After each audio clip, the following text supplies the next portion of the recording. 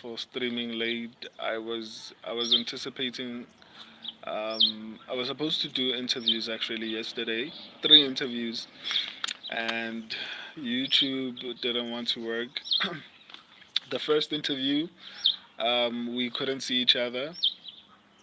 The second interview, everything was perfect, but it was refusing to go live. So far, the feature that's been working is basically me going live individually, like I am right now. So, and today I was heavily busy. Um, so that's basically the main reason why I'm streaming so late. And because of that, um, I'm now going to be including the risk levels on this particular stream. They are already posted on the video section on the channel. So I'm not going to include like risky or safe and everything like that. I'll just basically give you my opinion as to whether an upset is possible or not, like I've always been doing. But as far as whether the fight is risky or not, you can always check in the video section. This is basically going to be me breaking down the fight and giving you my opinion as to how they're going to go. Once again, I apologize for being late. Um, yeah, without further ado, let me get to it. Um, who wins main card? Safe Parlay. How are you, man?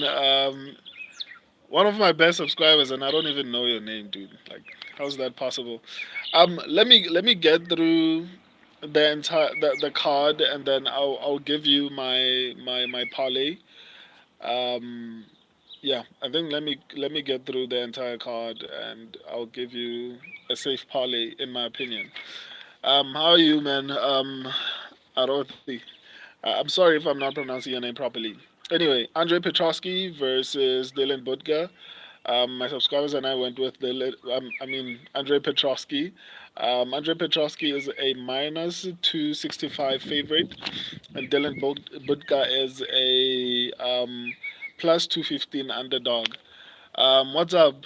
Uh, Jonald Modoza. I hope I'm pronouncing your name properly. How are you, man? Yes, sir. Shit, we can exchange. I got some pics myself. Big Kappa. Yeah, man, I'm always open to that. I respond to what's the view like? What view? I don't know what view you're referring to. Anyway, I'll respond to you guys. What fight we at right now? We're at the beginning. I'm only now starting to actually predict the fights, basically, or rather the upsets. Basically, I'm just starting right now. Petrosky versus Budka. Yes. You know what? Let me go through the entire card, and then I'll respond to you guys after I'm done. Prelims or just main card? No, I do the whole entire card. Like my live videos, I cover the entire card. Anyway, I'll respond to everyone once I'm done. Because if I start responding to everyone right now, I won't finish. Andre Petrosky versus Dylan Budka. My subscribers and I went with Andre Petrosky. Andre Petrosky is a minus 265 favorite, and Dylan Budka is a plus 215 underdog. Do I think an upset is possible here? I don't think an upset is possible, largely because, okay, I'm lying. Um, if it was anyone else, I don't think an upset would be possible. But I feel like Andre Petrosky is just slightly less horrible than um, Dylan Budka is, basically. Dylan Budka, I was so disappointed. I think I told this guy who has a lot of alphabets in his name in the comment section. I said something like Dylan Budka was given the softest debut against a former kickboxer who is 36 years old, who's only had less than 3 fights or 2 fights in the UFC, something like that, and he couldn't take him down. That was one of the most disappointing things that I've ever seen, especially with his wrestling credentials. I was expecting him to dominate that fight, and he basically flopped. Maybe he learned his lesson. Maybe he'll improve, and that's one of the reasons why I feel like this fight is a. That's one of the reasons why I feel like this fight is a little bit tricky. Largely because on the other hand, we have Andre Petrovsky, who hasn't been performing really well. And as my subscribers like to remind me, he has been knocked out by a hip. My subscribers are brutal, man. Anyway, they say he was knocked out by a hip. So yeah, he was knocked out by a hip. But apart from that, he has bad cardio. He's not the smartest fighter. Even though my subscribers said that he has the IQ advantage in this fight, I feel like both of them are not very smart. So in this situation, we are basically going with who is less horrible, basically. And in this situation, it's Andrei Petrovsky.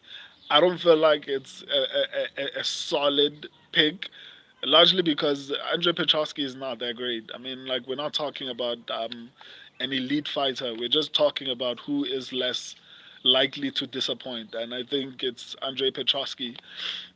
So, do I think an upset is possible here?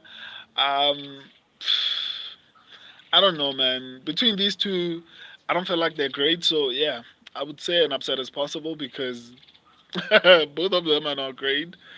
Um, I wouldn't I wouldn't trust them with anything I own. In terms of actually putting any money on them personally, I mean, if you've done your own research and you feel like you're confident, then you can go for it. But for me personally, I wouldn't touch this fight. On to the next one, Jacqueline Amorim versus Vanessa Dumopoulos. My subscribers went with Vanessa. I went with Jacqueline Amorim. Jacqueline Amorim is a minus 310 favorite, and Vanessa is a plus 250 underdog. Do I think an upset is possible here? I don't know. Vanessa has been winning fights that she shouldn't be winning. I don't know if it's because she's pretty or what, but I don't know. I feel like on the feed, Jacqueline will be better. I think she's better offensively and defensively.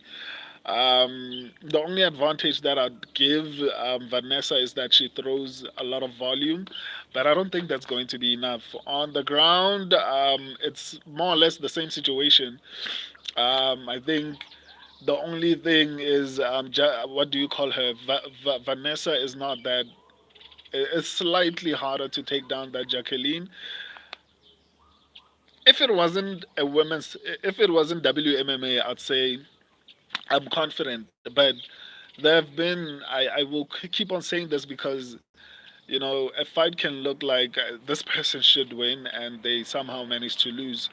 But this is one of the very few fights that I'd say, if ever I was a risk taker, I would probably maybe take a chance here on Jacqueline Amorim. Even though I know it's women's MMA, so anything can happen. Um, like the best fighter can lose in women's MMA, especially if they're not ranked. But do I think an upset is possible? Because it's women's MMA, I'll say yeah. But I'm slightly confident with Jacqueline Amorim. Um, I think she should win this fight. I think she's the better fighter here. Um, On to the next one, Zigamantas Ramaska versus Nathan Fletcher. My subscribers and I went with Nathan Fletcher. Zigamantas is an underdog at plus 115, and Nathan Fletcher is the favorite at minus 135. I think I've went on a rant about the regional fighters. I've actually broken it down. Unfortunately, I did it within other videos. I need to make like an individual video explaining my dislike for predicting regional fights. And that's one of the reasons why I'm taking my time when it comes to. Hey, by the way, I got 100% on my predictions, boxing predictions last week. I'm very proud of myself. Considering I hate boxing, I got 100% of my picks correct. Congratulations to me. It feels good. Anyway, back to MMA. Um, it's quite difficult with regional fights, largely because it depends on how good of a promotion each fighter is fighting at, and you'll never know, um, unless if it's a famous promotion. Like if, for example, you're talking about LFA or Cage Fury, you know they're decent fighters. Like anyone who comes from those type of promotions is most likely going to be a really good fighter. The EFC is becoming one of those particular, but again, promotions that are producing really talented fighters.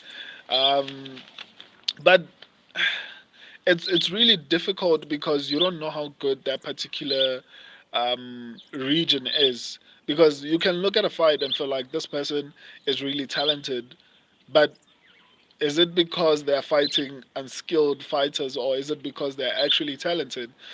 So that's one of the reasons why I really dislike predicting regional fights.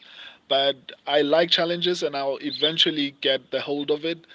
But for now, I can honestly say my predictions when it comes to regional fights are 60-40 in my opinion.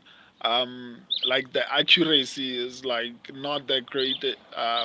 But I'm going with Nathan Fletcher based off of how he looked on the Ultimate Fighter. But that's, I feel like, a horrible um, thing to judge with, because if you look at the Myron Santos, um, if you look at his Ultimate Fighter finale fight, he looked like if he fought a really good wrestler, he was going to lose. And what do you call him? The guy he was fighting was a decent wrestler, and it looked like Myron Santos actually improved after the Ultimate Fighter. So I don't think the Ultimate Fighter is a really good gauging point as far as how good someone is. So in this particular instance, I feel like Nathan Fletcher is going to be the slightly better fighter. However, if we're talking about the desire, who wants it more? And the reason why I mentioned this is because people like Dracus Duplessis, Bilal Mohammed, and Juliana Pena are people who most people didn't think would win championships, and because of the level of belief they have in themselves, the conviction, the desire to win, they actually became champions. And I see it in Zigamantes Ramaska. So definitely a risky fight, definitely an upset is possible here. Um, so I'd stay away from this one, definitely. Um, on to the next one. Yiza versus Gabriel Santos. My subscribers and I went with Gabriel Santos. Yiza is an underdog at plus 210, and Gabriel Santos is the plus 265. Do I think an upset is possible here? Yeah, it is possible. I think this fight is going to be close. Um, on the feet, I think offensively, Gabriel will have the advantage. I think he throws a little bit more. I think he is a little bit more accurate than Yiza. Defensively, Yiza is a little bit better. I think it's harder to hit him. So on the feet, I feel like it's going to come down to small things like reach, for example, which which in this situation the advantage goes to Yiza. He has the reach advantage in this particular fight. On the ground, how do I see the fight going? More or less the same. I feel like it's going to be very evenly matched. Each fighter has their own strengths and weaknesses. So this is going to be tricky. I know a lot of people are saying, well, Gabriel Santos is going to definitely win this one, and I know it's largely because of experience, um, which could be, and which is one of the reasons why I leaned towards Gabriel. But I don't think this fight is safe for me. There are too many unknown elements for me to feel confident about this particular fight. So if it was me, I'd honestly stay away from this one. On to the next one. Dos Santos versus Andre Lima. My subscribers and I went with Andre Lima. Felipe Santos is an underdog at plus 150, and Andre Lima is the favorite at minus 180. Do I think an upset is possible here? No, no. I think people gave Felipe Santos too much credit for going in a close fight with Manel Kape. Manel Kape and Mohamed Mokaev. Mohamed Mokaev, I think his excuse is that he's not a striker. You know, I mean, Manel Kape can say that he had a broken toe, but I don't feel like he did much. He was even getting hit by Felipe Santos. So for me personally, I don't feel like Manel Kape is that great, man. I know a lot of people are rating him very highly, but for me personally, I don't rate that performance really highly, especially because I don't rate Manel Kape that highly. I think he's a really good fighter, but he's not elite. I don't see him becoming a champion, especially how he's looked in his recent fights. The fact that he misses weight. There are certain elements you don't know if maybe the weight cut was bad when he was fighting Felipe Santos, and that's why it was close. Like there's so many elements that could have affected that fight. So because I don't rate Manuel Kape that highly, in my opinion, despite the fact that he's ranked, I don't rate that performance, the Felipe Santos performance against him that highly as well. And it's proven by how he performed in his preceding fights. Felipe Santos looked bad in his last fight. Um, on the other hand, I know a lot of people are criticizing Andre Lima because he couldn't finish, I forgot his name, his previous opponent. But to me, he looked good, man. He looked good. I mean, it's his second fight in the UFC, and he's yet to lose. You know, I think it's I rate people who've been in the UFC, even though I know Felipe Santos has not had um, that many fights in the UFC. But I don't like his performance. I feel like when I look at performance wise, if I was to pick based on performance, what I'm looking at, and outside of anything else, I'd still go with Andre Lima. Let me give you actually specific reasons why I feel this way. I feel like Andre Lima is the better striker. The only advantage that Felipe Santos will have his volume. He throws a little bit more, but I think Andre Lima is a little bit more accurate. He's better defensively. He's harder to hit. On the ground, he's definitely going to be the better fighter. He's going to probably dominate on the ground. I don't see a path to victory for Felipe Santos, despite the fact that I see a lot of people saying Felipe Santos is a good underdog. I mean, you know what? I'm even though I'm on a 4 week win streak, I don't like to get too cocky because this is MMA. Anything can happen, you know. But based on my analysis, I don't see Felipe Santos winning this one. In fact, I feel like Andre Lima is probably either going to dominate this fight or he's going to finish it. I guess we'll see if I'm wrong or if I'm right. Um, on to the next one, Isaac Dulgarian versus Brendan Marotte. Wow. My subscribers and I went with Isaac Dulgarian. Isaac Dulgarian is the biggest favorite on the card at minus 2,500. And Brendan Marotte is the biggest underdog at plus 1,200. It's interesting to me, you know, I think everyone, if anyone doesn't mind, please keep track of what the odds are when I release my predictions. Because I don't think these were the odds when I released my predictions 2 weeks ago. It's crazy to see that Isaac Dulgarian has become such a massive favorite. Because I think I released my predictions, yeah, 2 weeks ago, last of last week Saturday, and he wasn't this massive of a favorite, which is insane. And this is starting to look like a pattern because it usually happens that when I release my predictions, like the pick is like maybe at minus 210 or something like that, and then all of a sudden it grows to a massive favorite. But anyway, yeah. Do I think an upset is possible here? Not really. I don't think an upset is possible here.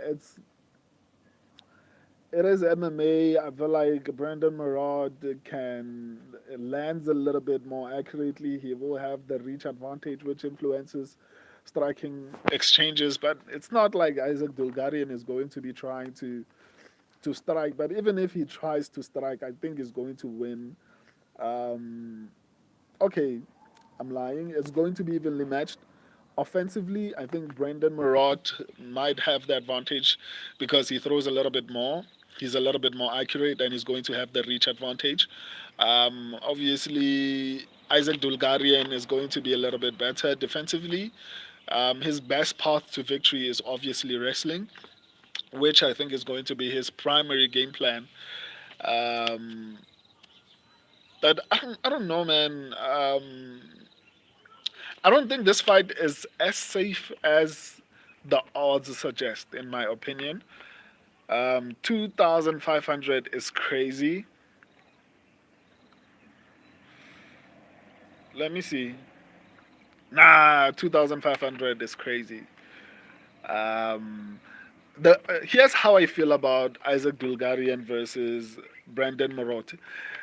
You remember at the beginning of my stream, I when I was predicting the Amorim, like Jacqueline Amorim fight, I said I feel slightly confident that she should win, but I wouldn't be shocked if she loses.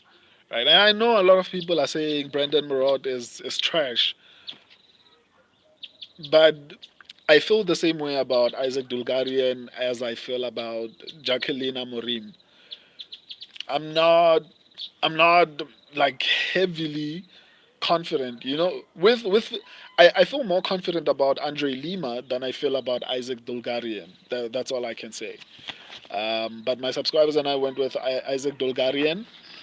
But 2,500 is insane in my opinion. I don't understand how this is even possible.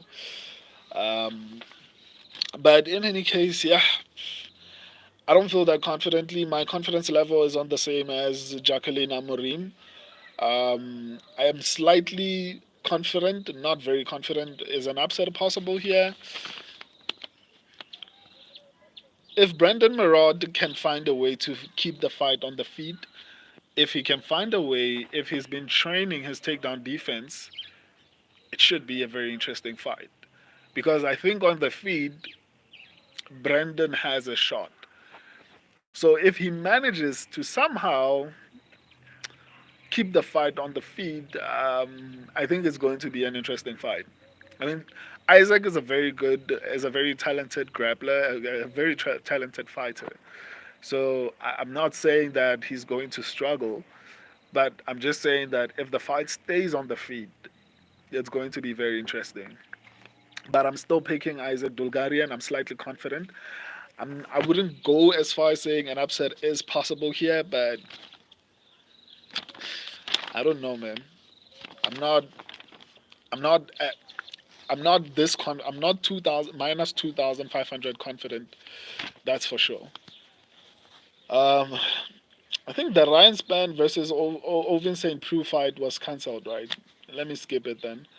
Um, On to the next one. Rongzhu versus Chris Badila. Rongzhu is the favorite at minus 250. Chris Padilla is the underdog at plus 200. My subscribers went with Rongzhu. I went with Chris Padilla. Um, whew, this fight. You know what? I'm more confident in Chris Padilla winning this fight than I am in Isaac Dulgarian. Um, that's the confidence level. I'm not saying I'm very confident, but if you were to ask me who has a higher probability of winning between Isaac Dulgarian and Chris Padilla, I'd definitely say I'm leaning more towards Chris Padilla. I think Chris Padilla on the feed is going to be evenly matched, but I think Chris Padilla will have the reach advantage. So the evenly matchedness, I don't know if that's a word, is going to be influenced by the reach, I think. So I would give the slight advantage on the feet to Chris Padilla. On the ground, I still would lean towards Chris Padilla. So, in all honesty, I'm not even lying about this. I feel slightly confident about Isaac Dulgarian winning this fight, but my confidence level in Chris Padilla is a little bit higher than that of Isaac Dulgarian. Um, both both confident, but not very confident. If you understand what I'm saying. Do I think an upset is possible here? Obviously, because I'm picking Chris Padilla to win this fight. I think that an upset is definitely possible here. I think Chris Padilla is going to win this fight, unless if I'm not seeing something. Um, but yeah, I think Chris Padilla should win this one. On to the next one: Trevor Peak versus Yanala Shmooze. Um, my subscribers and I went with Trevor Peak. Trevor Peak is the favorite at minus 125. Yanal Ashmuz is the underdog at plus 105. Do I think an upset is possible here?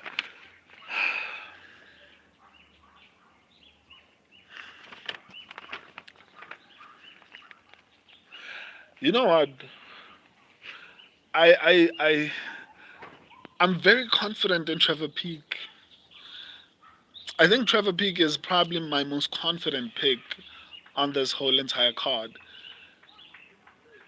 But I feel like a lot of people are picking Yanal Ashmuz, which for some reason I've never let anyone's opinion influence how I feel. Man, I'm trusting my prediction strategy. It's been working for me so far. Like I said, I'm on a 4 week win streak. All my picks, like if you followed all my predictions, like you would have made money in the past 4 weeks. So I'm not going to start doubting it now because I do my research, like extensive, heavy research, and you know what? I'm sticking with my opinion. I think Trevor Peak is not only going to win, I think Trevor Peak is going to dominate this fight. Um, let's see if I'm as good as I think I am. But Trevor Peak is officially my most confident pick on this particular card. Yeah. So do I think an upset is possible here? No, no, no. I don't think Yana Lashmuz is going to win, despite how most people feel. I'm not gonna lie and say I'm not scared. I'm scared a little bit, but my predictions have been really good, and I'm not about to start doubting my analysis, right? So Trevor Peak is my most confident pick. Let's see how good I am, because a lot of people are saying Ashmuz is going to win. Trevor Peak is my most confident pick. I'm going with Trevor Peak as my number one most confident pick. Um, On to the next one. Match now versus Cody Durden. This is a new changed fight. Um, the Trevor Peak fight scares me because I'm so confident, but I'm wondering why people are saying it's like the Gene Silva versus who's the other guy, Drew Dober fight. Like a lot of people were saying Drew Dober is going to win, and the only reason I was so confident in Gene Silva was because of his team. I'm not very confident in Trevor Peak's team, but I'm sticking with my decision. Trevor Peak is my number one most confident pick. Let's go. If I'm wrong, I'm sure a lot of trolls are going to be very happy in the comment section. Anyway, match now versus Cody Durden. My subscribers and I went with Cody Durden. Match now is the underdog at 240. Cody Durden is the favorite at the minus 300. Do I think an upset is possible here?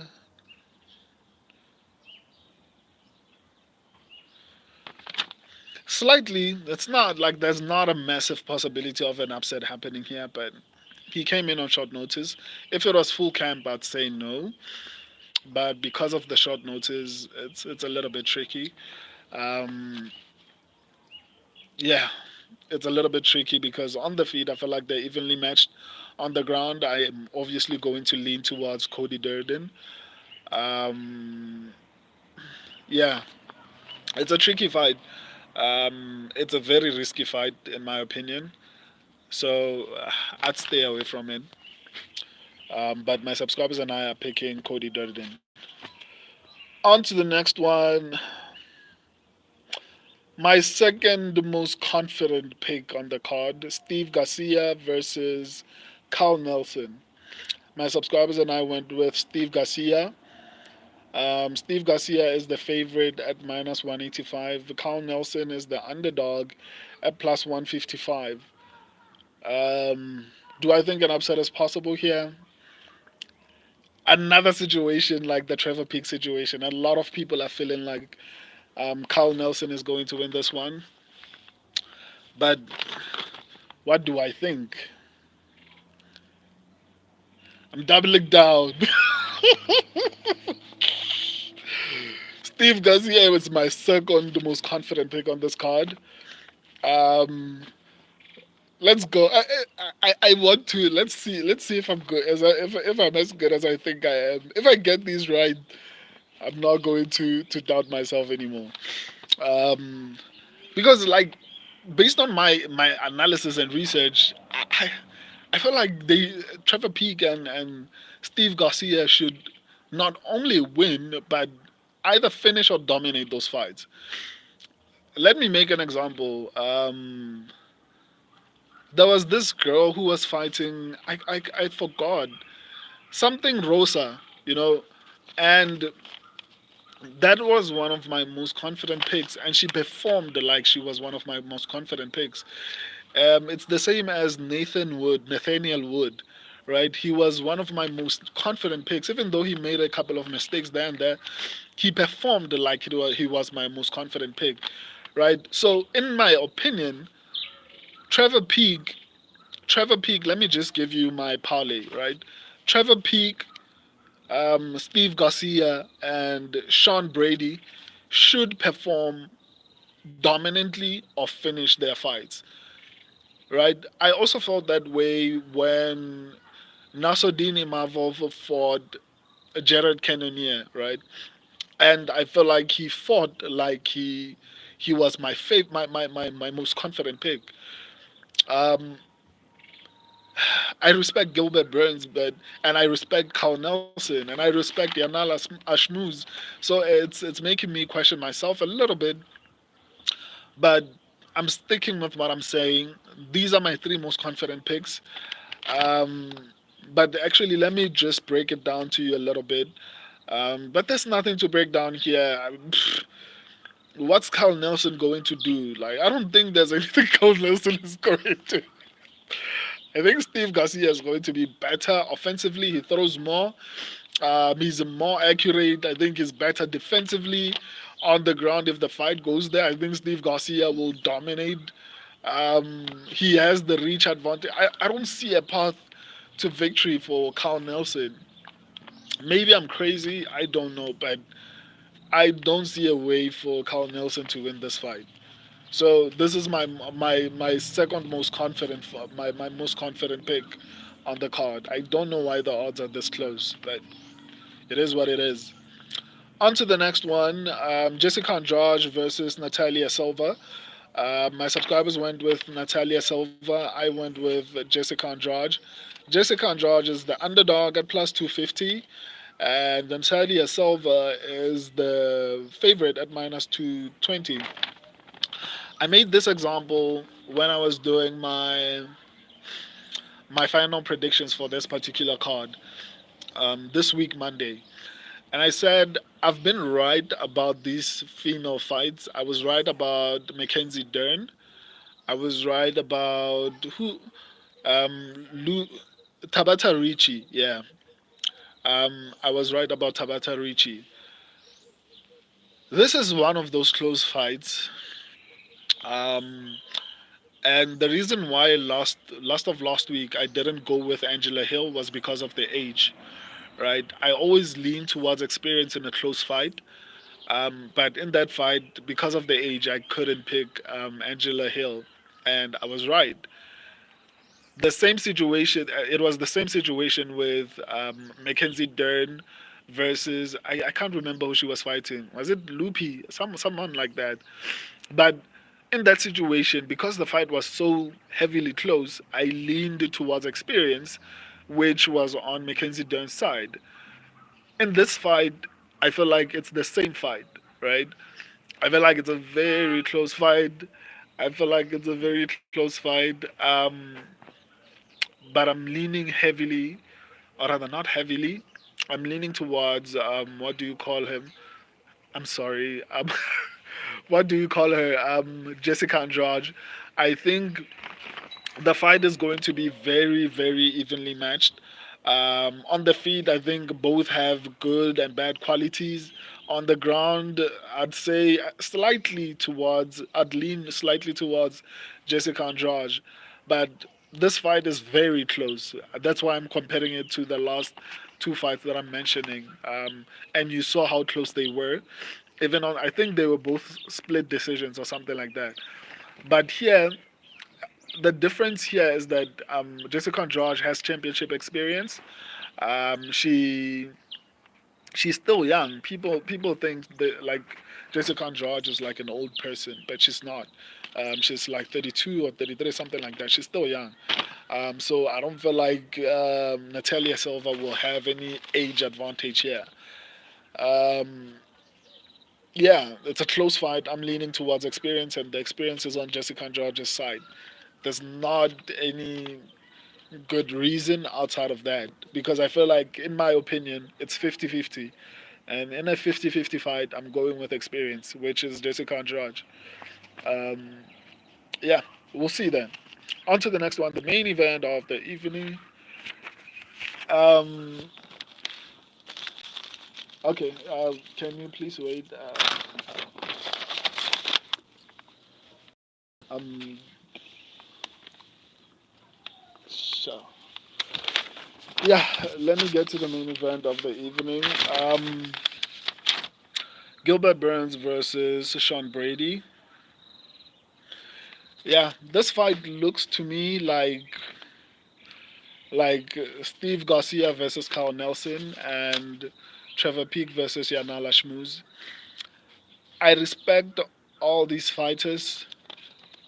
Gilbert Burns is probably going to be a little bit more difficult to get out of there and to dominate than Carl Nelson and Yanala Shmuz. Even though I think it's highly possible that those fights might even go to a decision. I don't know. But in this fight, I think Sean Brady is the better striker.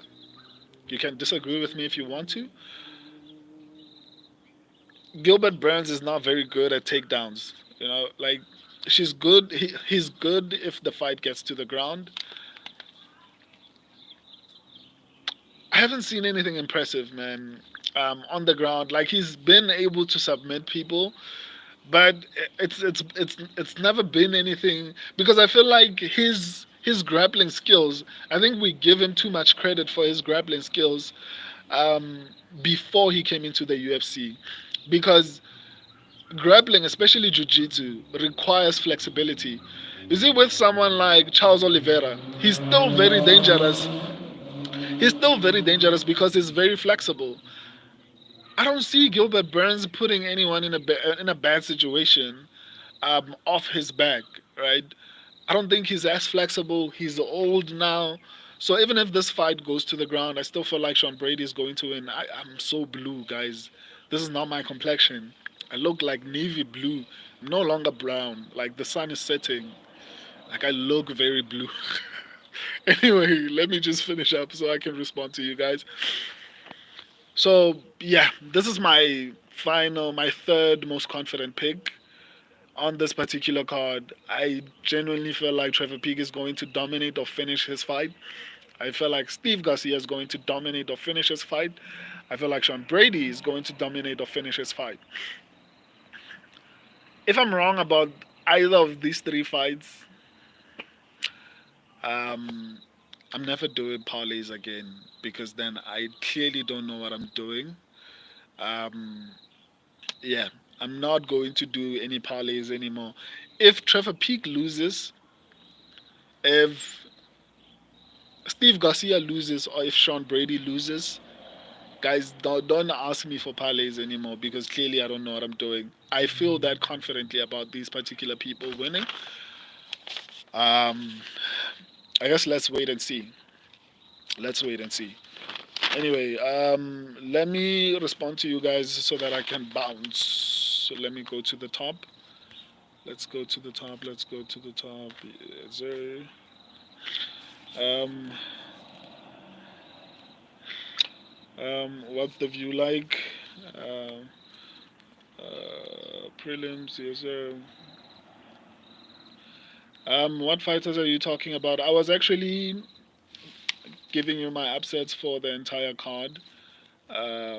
Nicholas Arathoi Aratho TV Nai. I don't know how to pronounce your name. Naidu.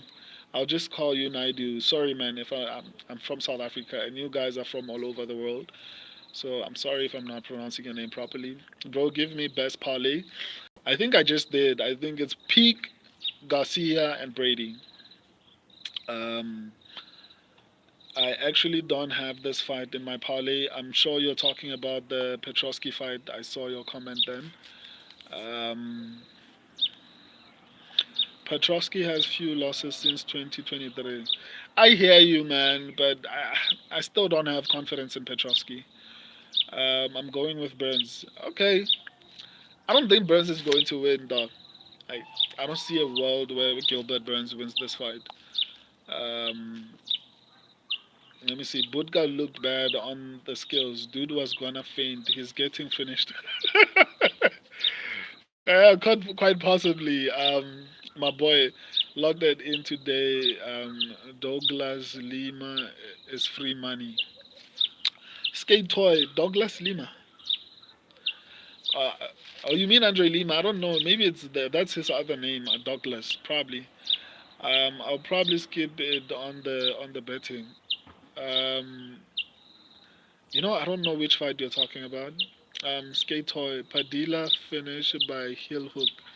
Yeah, possible. Brands losing. Yeah, I think Brands is going to lose this fight. I think Jacqueline wins, but I got the fight over 2.5. LOL. Safe.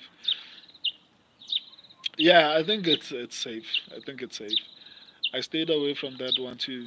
Um, I got Lima fight for over 2.5 rounds. Yeah, I think Andre Lima is one of the other fights that I feel pretty confident about. Yeah, I actually said I actually gave you three fights that I was confident about, but Andre Lima I think should be added to that list. I think Andre Lima, Sean Brady, Steve Garcia, and Trevor Peak are going to definitely win their fights. So if maybe you feel a little bit worried about um, Trevor Peak, you can always go for Andre Lima. Um, yeah, yeah, tall. I don't know what that means. I don't know the Chinese dude or is it Japanese? I'm sorry, I can't read it. Chris Taco by sub straight bed. um, Let me see. Chris Padilla. Yeah, it's possible. I don't feel like Rong Zhu is a scrub. It might be decision if he's good enough, but yeah, I think Chris Padilla is going to win this fight. Um, the Chinese dude. I can't read your Chinese. Try to everyone who speaks other languages. I try to respond in your languages in the comment section.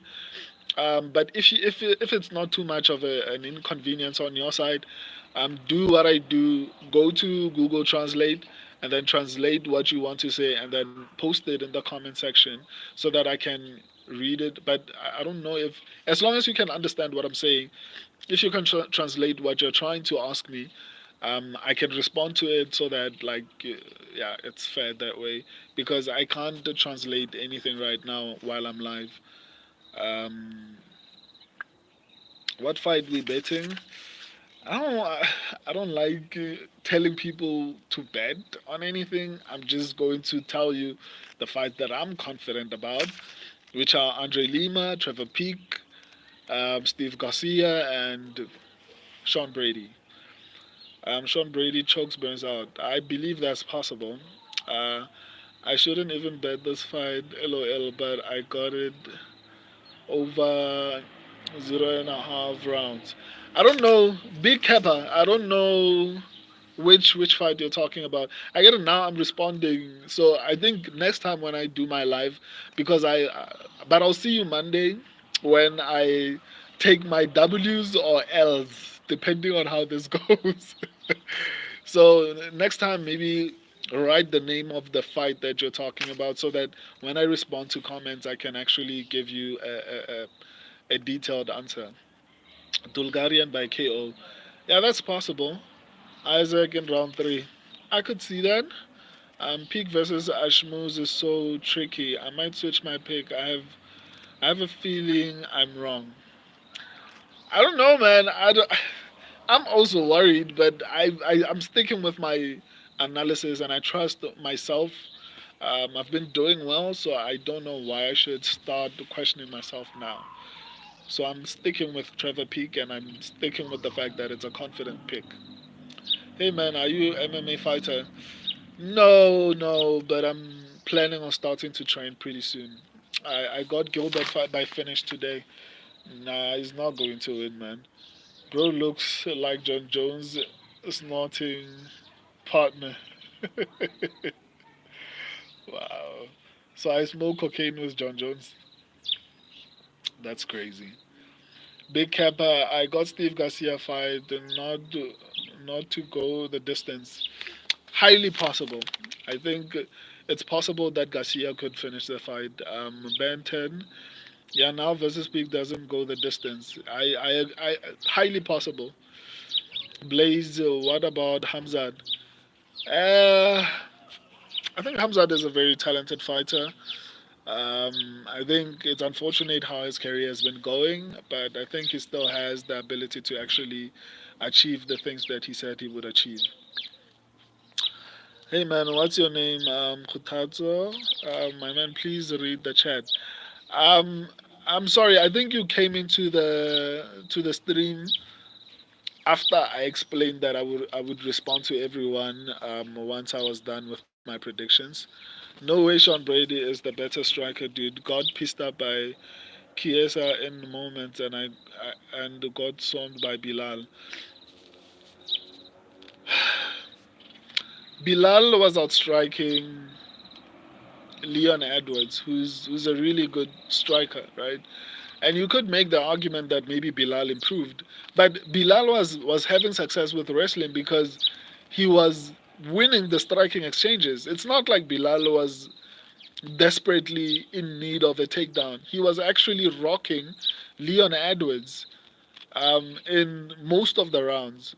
So losing a striking match against Bilal doesn't look bad considering he just beat a striker on the feet and on the ground. So I don't think that's a really solid argument to say that Sean Brady is not a good striker. And I mean, and I know people will make the excuse that Gilbert Burns had an injury and he was turning around on short notice. But even Gilbert Burns lost a striking match against Bilal Muhammad. So why aren't we mentioning that? Um, but yeah, you could make the argument that like he was losing that fight. But I still maintain that even on the feet, I think Sean Brady could will win. Not could. I think he's going to win the fight, even if the fight stays standing. So, like I said, I guess I'm put. If ever I'm wrong about this, I'm never doing any parlays ever again. That's how confident I am. How about Jessica Andrade? What do you think? I think I gave my opinion on that. I think it's a 50-50 fight, so I'm leaning towards experience, which is Jessica Andrade. Gilbert won a gold medal in World BJJ Championship. He can work on his back if he's taken down.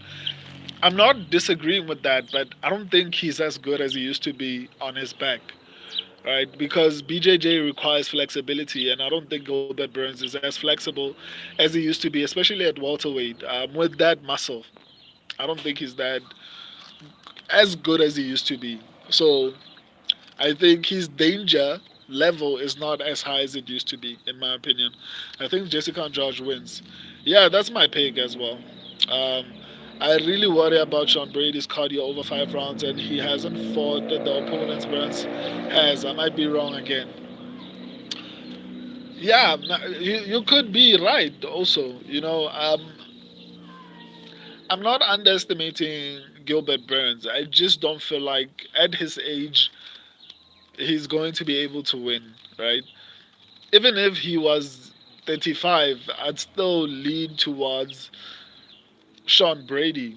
And if I'm wrong, I'm wrong. But in this particular fight, I think Sean Brady is the all round better fighter. He's a better version of Gilbert Burns, in my opinion. He's what Gilbert Burns used to be in his youth.